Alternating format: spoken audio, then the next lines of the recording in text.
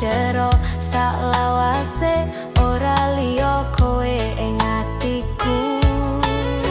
Salawase ora liya kowe, tresno iki tak gendong nganti tuwa.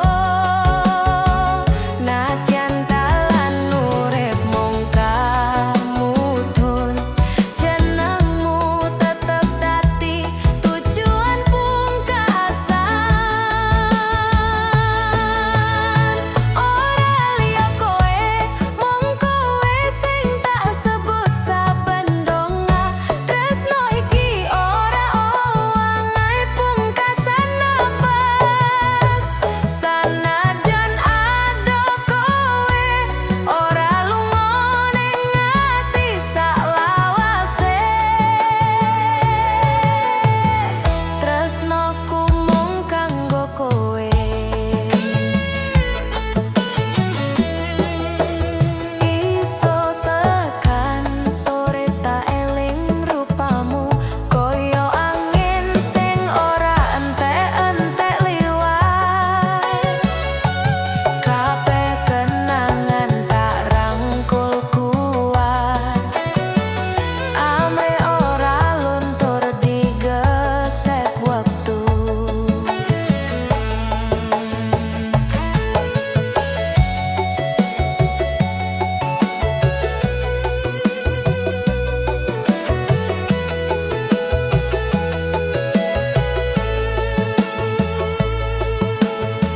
Yen wektu paring ujian kanggo tresno iki, aku bakal ngadepi kabeh kanthi sabar. Merga aku yakin lan ora ragu, saklawase ora liya kowe mung siji.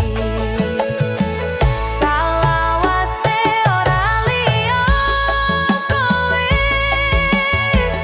tak tulis ning kidung urip selawase. Nadyan donya owah kaya lintang tiba, tresnoku tetep suci ora ganti sapa-sapa. Tak serahke rasa iki marang langit, muga tekan ning panggonanmu sliraku.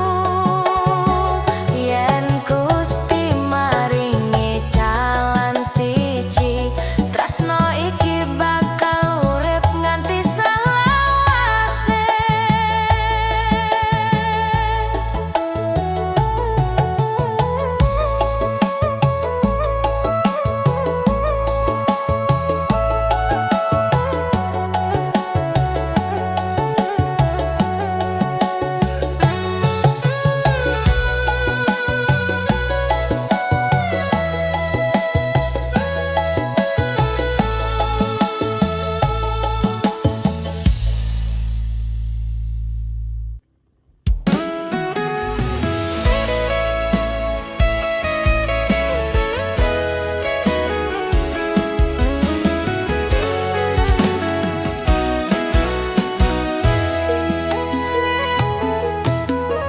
Isih kelingan malam minggu ning gapura, ngenteni kowe nganggo sarung batik anyar.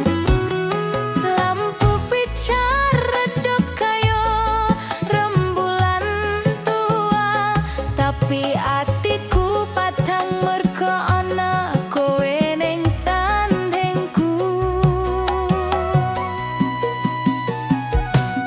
Dalane sepi mung suara jangkrik kumrabyar. Aku nyolong pandang waktu kowe mesem alus, koyo kabeh rasa langsung mumet campur bunga.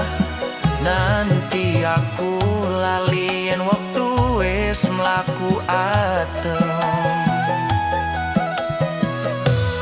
Sejuta kenangan ning gapura desa iki,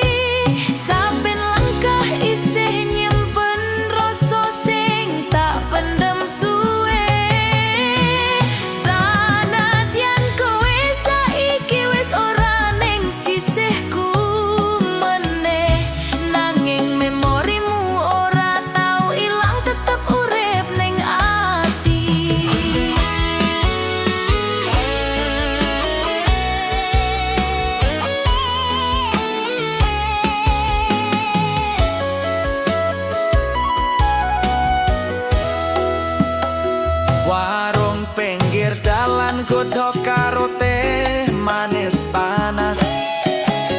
Esok tekan bengi dadi saksi jandaku karo sliramu. Wit randu ning pojokan nari kena angin pelan, ngelingake masa ayu sing ora bakal baleni. Sejuta kenangan ning gapura desa iki, ngrasani rasa sing tak simpen nganti tua. Senajan waktu maju tanpa welas, tresno lawas iki ora luntur diguyur udanen wektu.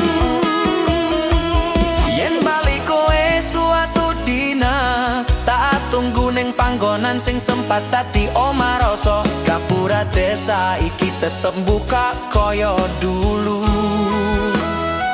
Nunggoni kowe bali tanpa syarat lan tanpa janjimu.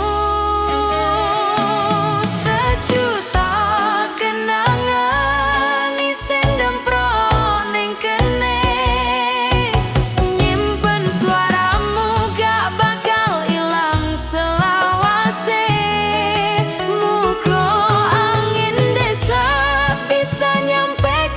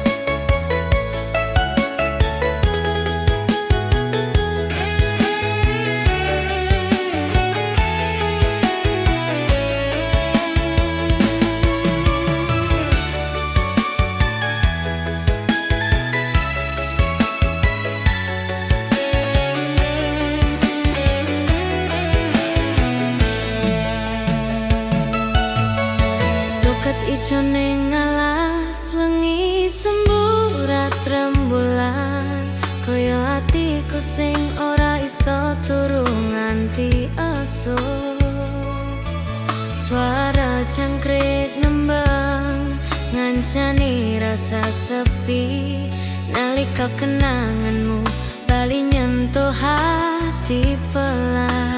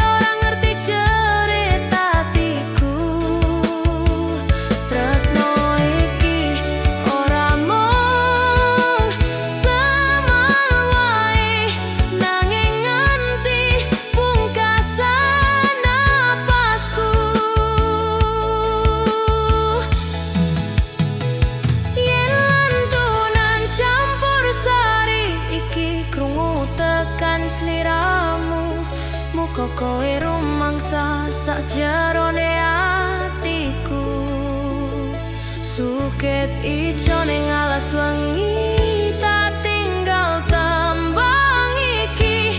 Amrih tresno ora luntur salawase.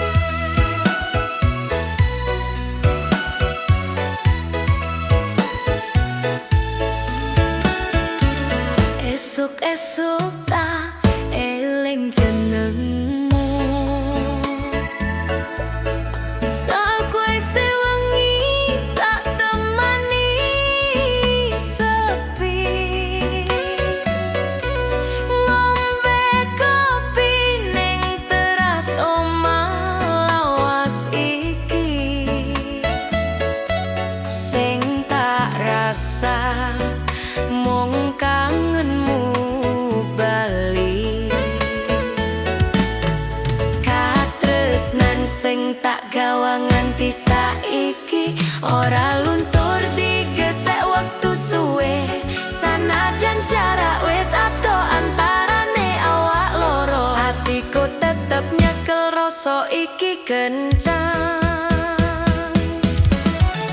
Katresnan sing tak gawa ora mung dina iki wae, tak rawat nganti tua rambutku putih. Tresno iki tak simpen nganti tekan pungkasan.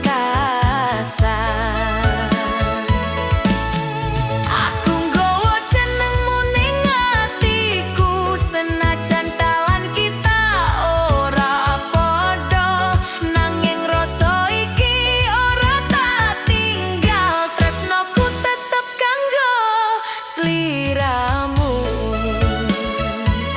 Saben angin sore liwat ning latar omah, kelingan sliramu mlaku karo guyu manis. Tak goleki saka kenangan sing isih nyekel, sanajan mung bayangan sing isih urip ning ati.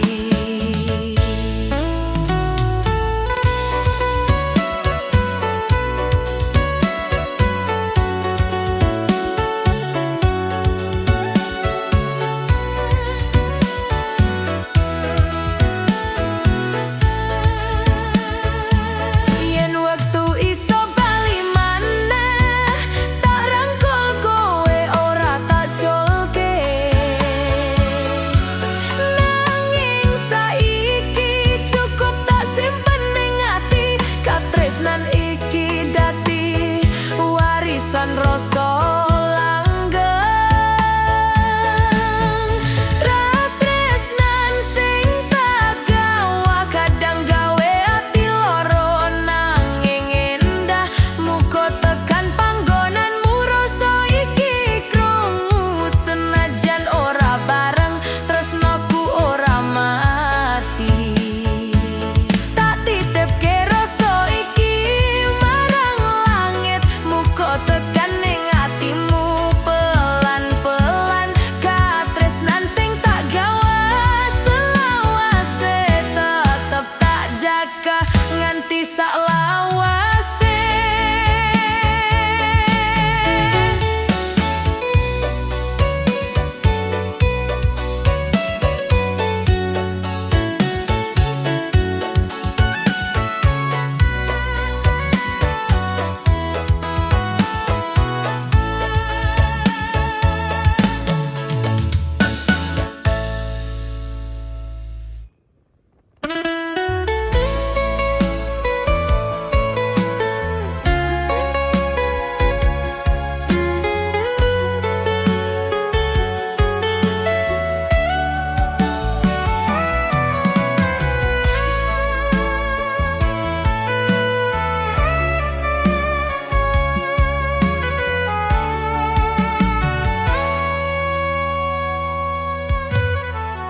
Tak coba nglali nanging ora seko gampang, jenengmu isih nyantol ning pikiranku. Saben wengi tak tutup mripat kencang, eling guyumu isih kaya wingi sore.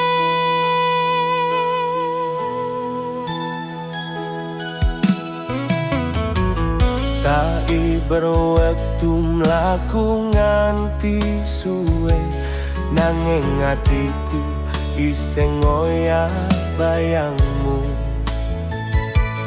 Tresno iki kaya duri ning dada, laro nanging ora gelem tak apa. Lali ora seko gampang, sanajan tak coba busak saben dino. Sing tau ninggal jajak nang ati, mesti bali nek wengi kelingan sliramu.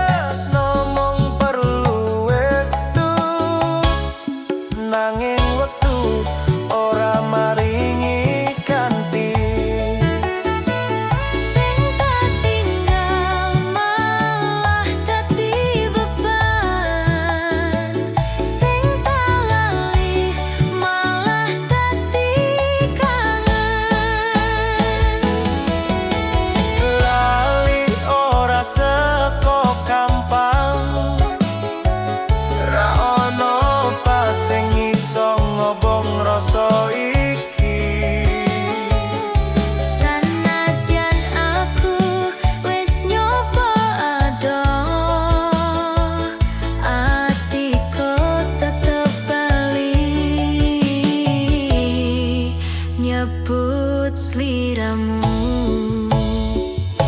Yen Gusti maringi dalan, muga kowe ngerti jerite ati. Lalemu mungkin gampang, nanging laline aku ora gampang kaya ngono.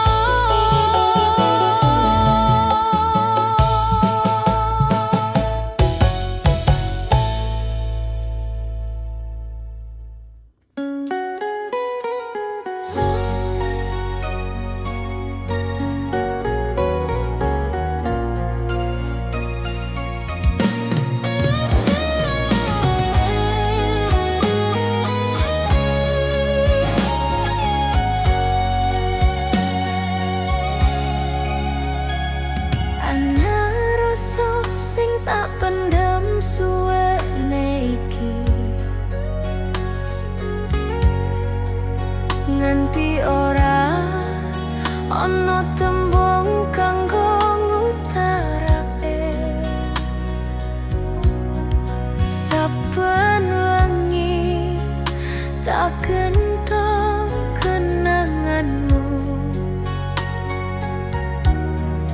kaya suara ketoprak sing lirik ning mburi ati.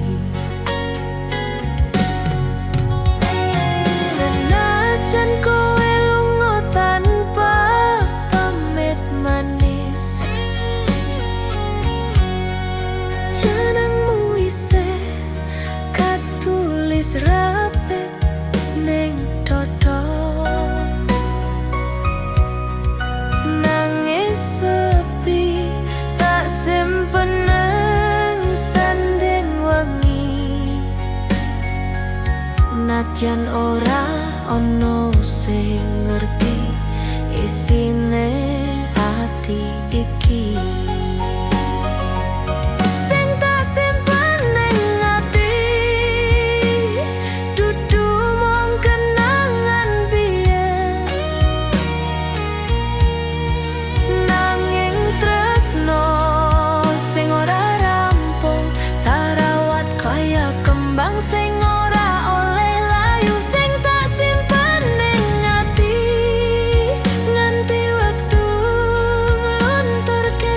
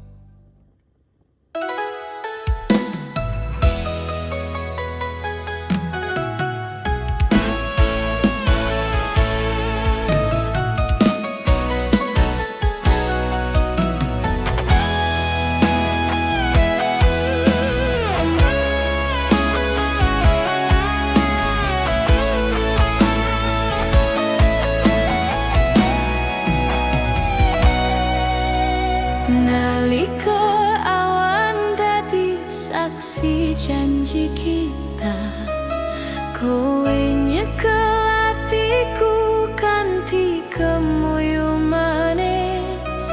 Saben dina tak tulis rasa ning dodo iki. Tresno tulus tanpa syarat tak simpen nganti tuwa.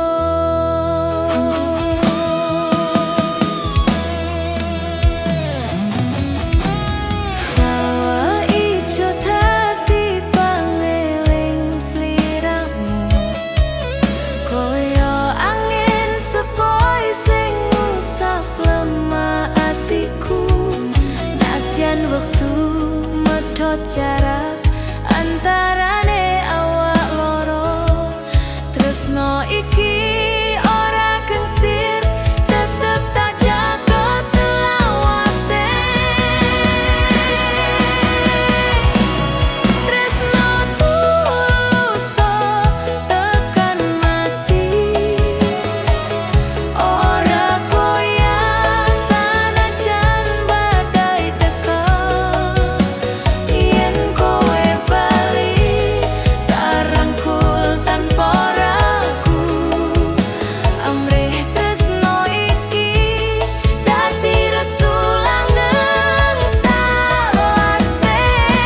Tresno iki tulus dudu omong kosong, tak simpen ning jero atiku paling jero.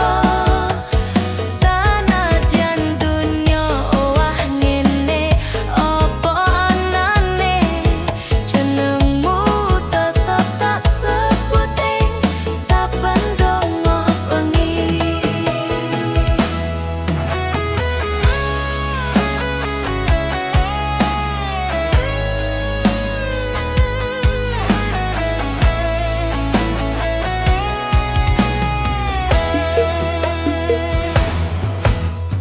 Nalika rembulan muruping langit petang, atiku isih goleki cahyaning mripatmu.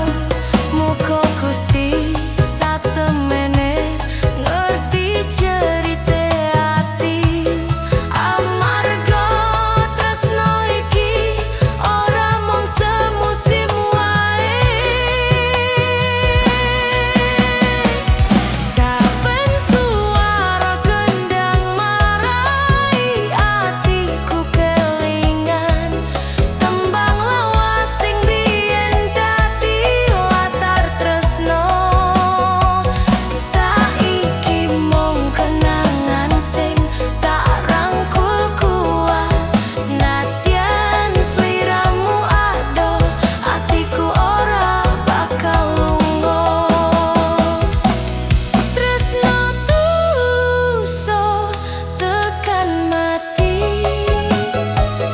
tak kandhane nganti napas pungkasan. Yen kowe bali tak tampa kanthi legawa, amrih katresnan iki dadi warisan rasa sejati.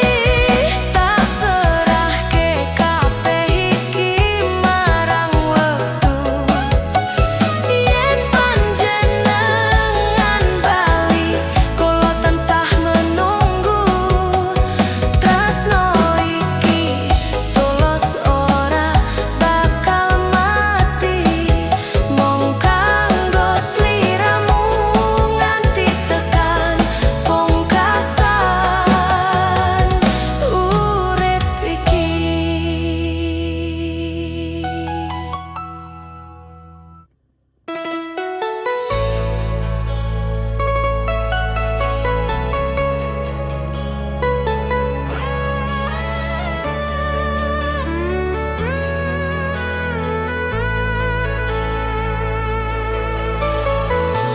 Lintang wengi padhang nyawang langit ireng, koyo ning atiku sing sepi tanpa sliramu. Angin wengi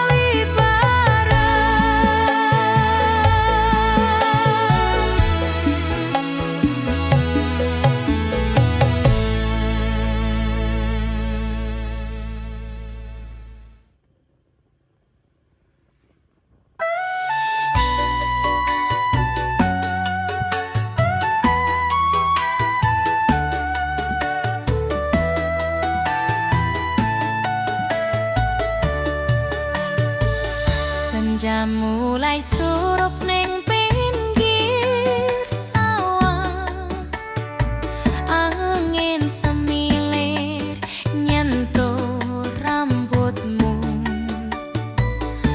kowe lungguh nyekel tanganku liri koyo wingi waktu isih ana aku lan sliramu. Sawah ijo dadi saksi janji tresno, kembang tebu mekar neng pinggiran talan. Saiki kowe lunga ning adoh panggonan, atiku kangen rono sing iso nyenengi. Kangen ning pinggir sawah karo kowe, padang rembulan dadi saksi sejati. Nanging ati iki mer pecah rasane yen eling kowe lunga ning wengi sepi. Kangen, aku kangen sliramu, nganti ati iki ra kuat bendung rasa. Mugi Gusti paring dalan bali pareng amret tresno, ora mung dadi kenangan. Tak simpen potret waktu